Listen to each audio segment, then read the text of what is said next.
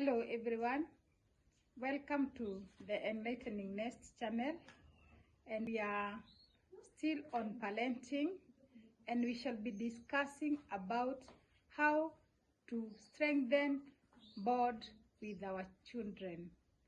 Parenting is a role that we have been given to take good care of our children until they become responsible adults. And strengthening a bond and attachment is very crucial because it learns the whole of the life with the child. Strong emotional bonds and connection makes a child feel confident and also raises his or her self-esteem. It makes the child to build trust, and this trust, he will go with it the whole of his life. This trust is the one which will help the child even to have good relationship with self, with others, with peers, and even good life as he grows. We shall go to the first point, having effective communication. Communication is the process of passing information from one person to the other through maybe a certain media, and here we are talking about parenting, so it is one-on-one communication where each of the message that is being conveyed, we get feedback, of which feedback is very important. But to us parents and guardians, sometimes we feel like we are the final, and this is authoritarian type of leadership. We are not. We have to give these children space to make decisions, to give their opinions, to air their views, and to be heard.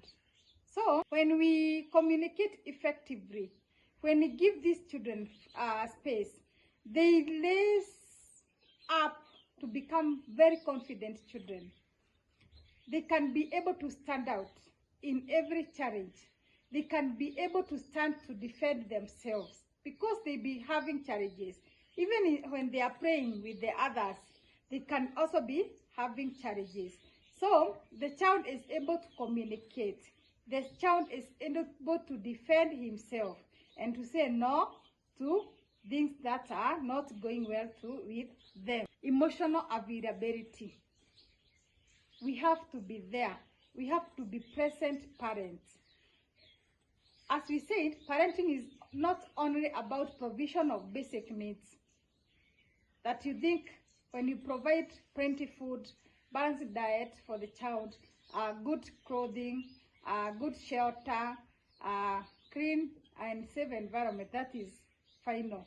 No, you have to be physically available to cater for the emotional needs of the child.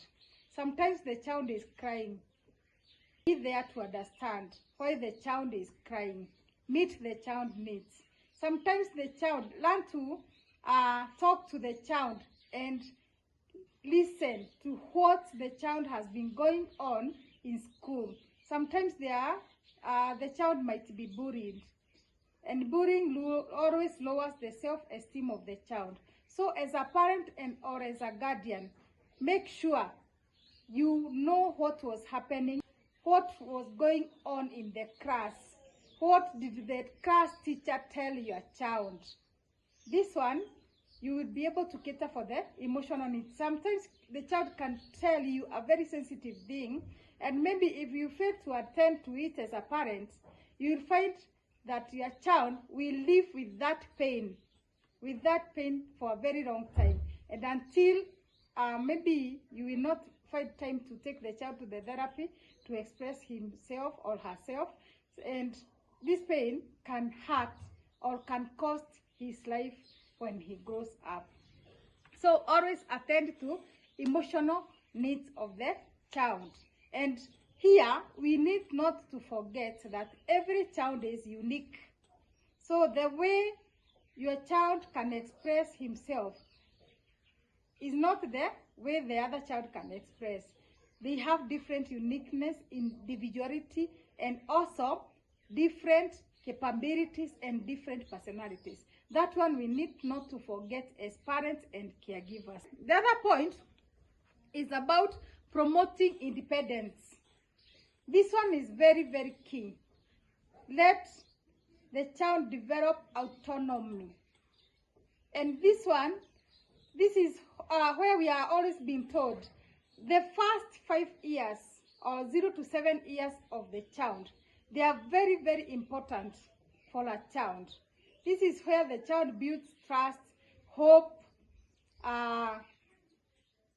becomes initiative, becomes independent, and learns new skills. Let the child become independent. Let the child sometimes make mess.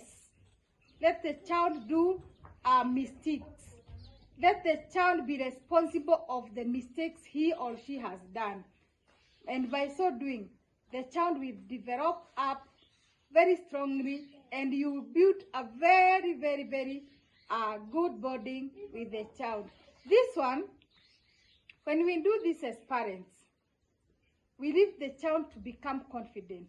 This means that the child can even stand in a very harsh environment and be able to cope with that environment because you have trained the child to be independent. But if you are attending to everything, even something that the child can do, you are doing it for him, you are not helping that child. Let the child become independent and autonomous. Yes. The other point is about spending quality time together. This one, as a parent, we fail because of different laws and responsibility that we do have. But it is always good as parents to have a schedule on when maybe you'll be going to the parks, maybe you'll be going for the nature walks, when you'll be watching movies together, when you'll be praying together, when you'll be having that time, one-on-one time with the child. This one is very important. It really improves. It helps your child to know you and to understand you better. You also, as a parent, you are able to know and understand your child more than maybe you were able to, you are thinking how your child was. The child is able to open to you some things that they could not open when maybe you could not get that quality time together. Another one is about active listening. This one is very important. You need to listen attentively, actively to your child. The way you respond to the information the child tells you matters a lot. The way you talk to him.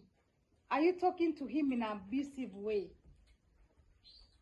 Did the child feel safe when he gave you the information that he was giving you? Listen. Listen to the child. Because when you fail to listen, sometimes you are passed by the very important information which could be very crucial for your child's life. It is always good for a parent to listen actively. This one improves bonding. It makes the child feel that, my parent, my mother, my dad, my aunt, my caregiver is here for me. Spend that time, listen actively, and your child will become very, very, very good. Then, give proper guidance. This is always about setting goals, setting realistic rules, expectations that will be followed in your home. Do not set high targets for your child, but set realistic goals for your child. Then you give guidance. Let the child know this is how we do our things in our homes. Maybe the child is facing a very difficult task. Guide the child. Walk that journey with your child. And by so doing, your child will become very comfortable, and because he has seen you being there physically and emotionally, also spiritually together, walking that journey together, the child will improve the bonding and attachment which maybe was not there before. Always, as a parent or caregivers or guardian, it's always good to meet the child needs. Always provide for the basic needs, for the emotional needs, for the cognitive needs, for the spiritual needs, for the educational needs. Any need that the child wants, make sure you meet it, and you meet it at your level. Don't set yourself a very high standard that you are not able to achieve. So make sure you meet it at your own level, and by so doing, also it improves the identity of the child, makes the child to belong more to you and to the family. This one makes him or her to raise their self-esteem, and also becomes a very potential person as he grows up to become a mature adult. Always good to appreciate everything the child does. Appreciate every effort, not only the hard work, but every effort the child makes. Make sure you appreciate. Tell the child, you have done it well. Good job. You are such a good boy. You are such a good girl. This one makes the child feel very good, very secure, and also it improves that attachment and bonding. About cuddling, yes, it's always good. If the child is, you are able to cuddle him, you can hug the child, you can lift your child up, you can touch the child. Those things that make your child feel good, feel that warmth, feel you, they are very important to improve their bonding. But as parents, sometimes we think they are not important. We think they are just a waste of time. We think telling your child good job. We think telling your child thank you. We think those polite ones. We think they are just there to be said by any other significant person. It is you. They improve the bonding, they improve the emotional regulation of the child, they improve the emotional stability of the child, they improve trust in the child, improves confidence, and makes your child to become a very good and stable child adult as he grows up. So to end with, I'm asking parents, are we intentional in bringing up our children?